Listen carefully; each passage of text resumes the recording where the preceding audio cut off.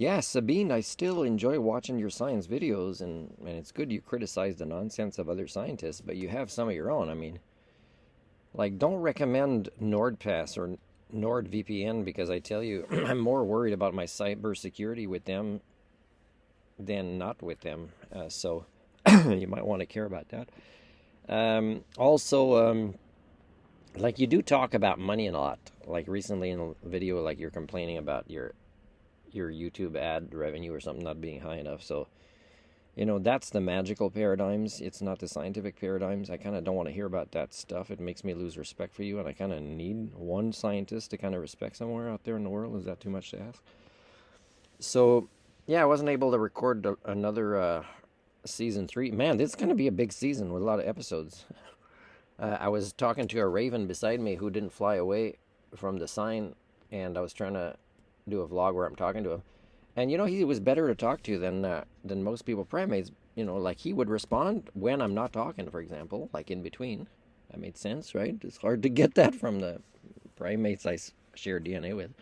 No, but I also enjoyed a conversation where I stopped at a pizza slash other thing place that had sign about an Elvis festival. We talked about Elvis, and I told her how to find one of my songs that I asked her was what her 3 favorite songs are, and it was one of them. And yeah, no, but she was also not busy at the time because Filipino community, one pattern is the risk is when they become busy and they try to, and it's sometimes just making minimum wage and overtime is they're happy, is they will neglect the relationships with people they love, their own kids. There'll be a disconnect because their ego or what life is about is being busy and bragging about it, whether you're busy doing things that are useful or not. Or to make the world a better place or not, or that really serve your family or not, because it's even if it's income, it really is not about social connections and families as much as it's about the ego of the person that's busy. So I appreciate this Filipina lady that I happen to talk about Elvis, and I told her the origin of the song My Way in French and stuff like that, and she might write a comment on my YouTube.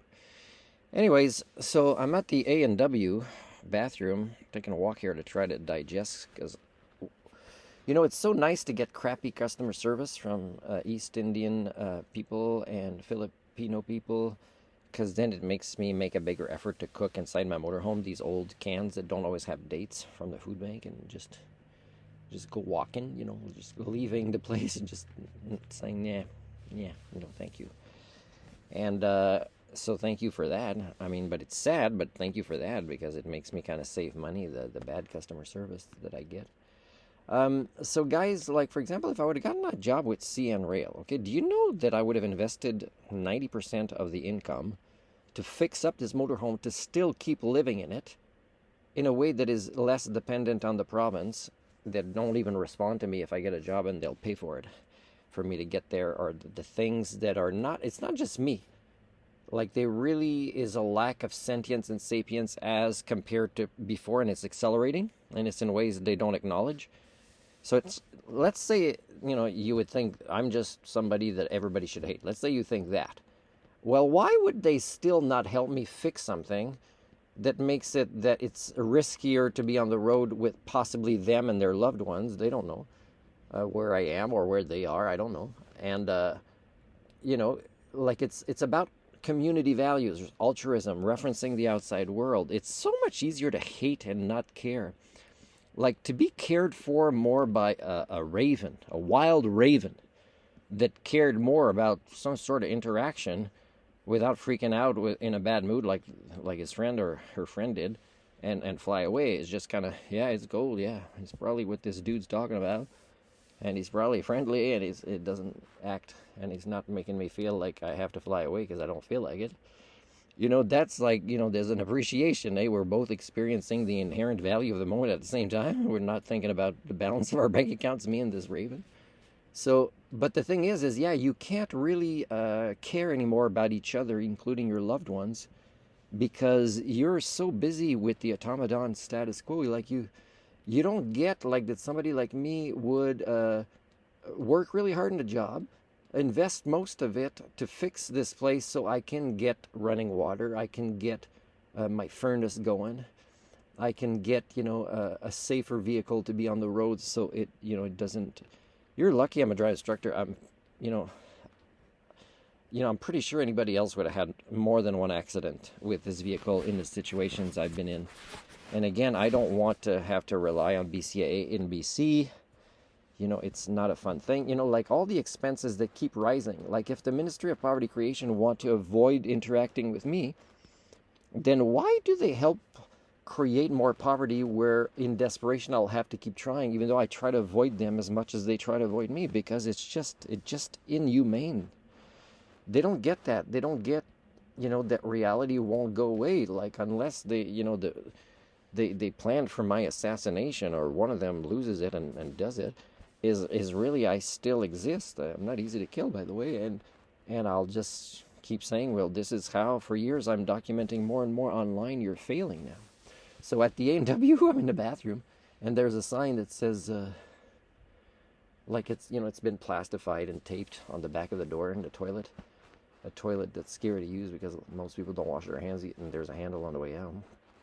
And you can tell, oh no, this machine you put your hand in to dry it, it's more hygienic, but most people don't do it. And you can see how dirty it is inside, like it hasn't been washed. People do come in contact. It's so narrow, it's hard to not touch it, actually, that particular one. But it says on that sign, to help the bathroom facilities stay clean, please don't write on the walls. Do you think that's what I'm worried about, writing on the walls, compared to the other things that I see they're not cleaning in the bathrooms and toilets? It's pretty scary. Like, just change the handle to the other side, for example, so you can push on the way out. You'd have to turn the door, I guess.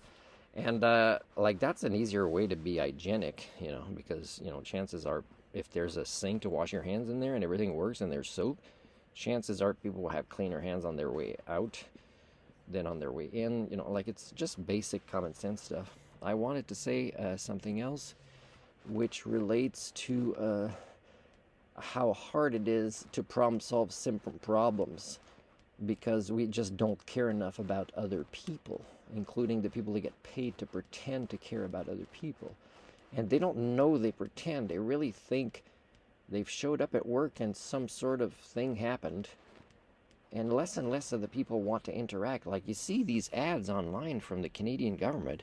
If you are experiencing mental health or drug addiction issues, which they help to create, it's their new industry, then reach out in this way. And the ways to reach out is like, I don't think you understand that the reaching out has to be people in the field, like traveling in vehicles that are really well trained, including first aid. And it must not be just about how to be safe about taking drugs and about, continuing to be mentally ill, just kind of don't do it too much in front of stores or whatever. That's not mental health or addiction services. But their ads, you can tell it's like somebody that is homeless but would have access to a phone and know how to talk, and also the internet, like they would have access to the internet. So what is it? Are these services for some of you elites, in case some of you nieces and nephews get a little issue before it gets bad? Just call this number, we fund it, it's so great, tell us how it is. That's not services for the people that you claim to serve. And neither is it the transportation I was talking about last time. Like, if you really claim in your government forums that we need to solve this, and that I have a clean driving record, and that I would get in a contract to serve a community through transportation, including medical appointments, and offer my outdoor program transparently, because I know you're afraid of an Homo sapien interacting with your kids, and you won't assist, but you kind of complain. I complain, but I walk the talk of problem solving, which you block, and you hate it, because you're satisfied at just complaining, just hating others, and just being as unconsciously aware as possible that you violate other people's human rights and that you don't care about them to solve simple issues, while at the same time complicating your own lives, because all these neighborhoods are changing, even the ones you live in. Crime is getting worse everywhere, and there's desperation everywhere. But there's also the fact that, you might hit, let's say, a homeless person that's dressed in dark clothes that didn't get the help that you think you and your ministry or your political party is funding. And then you will eventually feel guilty for killing that person that's confused, that's cold, that's dressed in dark clothes, while you were barely paying attention with your fancy car that supposedly has all these fancy features to prevent you from being in an accident. Now, you'll feel guilty, but do you know that it'll take a shorter and shorter time? This is measurable. For you to eventually be angry at the person you killed. Turn your guilt, which you should experience, if you're human, into and make a change with that guilt, because guilt is a powerful change maker. Guilt, shame, transparency, you need these things if you want to improve society. But I'm pretty sure most of you, and you might do an ancestry thing with the homeless person you killed, and turns out they're a distant cousin, and you'll still, nope, that person should have just made better choices in their life. Do you know that a lot of homeless people are addicted to drugs or mental illness? Do you know that essentially they're better people at the onset? They should measure this. I'm starting to sound like Donald Trump now, I think, because I'm just saying, test this out. But I'm convincing you beforehand. And then I know you're too lazy to do the homework, so you have to believe me now. And it's a ridiculous thing. No, I'm not saying it that way. But I'm saying that a lot of people are better people. Like, I've worked with people with mental health and addictions, and I tell you, they are nicer, kinder people a lot of the time, that if you treat them well, you get more respect than if you treat somebody behind the counter in a public service kind of way for ministries that are supposed to help. Is you don't get that same kindness. You get this is the policy, and if the policy is obviously ridiculous and they know, they won't advocate for you. This is very different. Like, there was one guy who was washing his, I don't know what it was, some sort of drug machine, and he finally noticed me behind him, and he said, "Oh, sorry, buddy." And I said, "I just wanted to rinse my bottle before I leave, and wash my hands and rinse my bottle." And then I said, "Hey, thanks, have a good one." And like, it was a kindness, it was a respect between us in a way that I can't get with people that have jobs most of the time.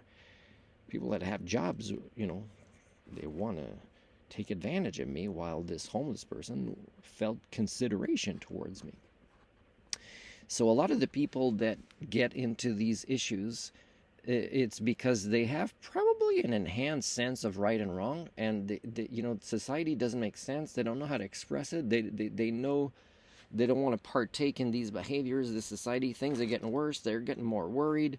They notice more and more that there's an unfairness in what we are told is the way our society works. Oh no, there's these services for this, there's this. Oh no, the doctor will take care of you. A school will turn you into this fantastically intelligent person with, all these skills where the jobs will be easy to get. Like it's all like untrue. And eventually, the more people are honest with themselves in society, then the more they get the people who have the jobs interact with them who want to stay in this fairy tale. And then suddenly they get really worse because they don't have a healthy mental health system or education system that says, yeah, you are right, actually, just don't please give up and become mentally ill or get into drug addiction. Hopefully, you'll join a group like Fridays for Future and something like that, and that'll give you purpose. You might not be, an employed person like the people that are helping make things worse, but at least your purpose will keep you out of drugs and mental health issues and homelessness, because there'll be some community support, there'll be some strength to your character that you can still work at the same time as you do this, and partake in the concept of community without the fakeness, or let's say politicians and public servants that supposedly cater to the vulnerable sector.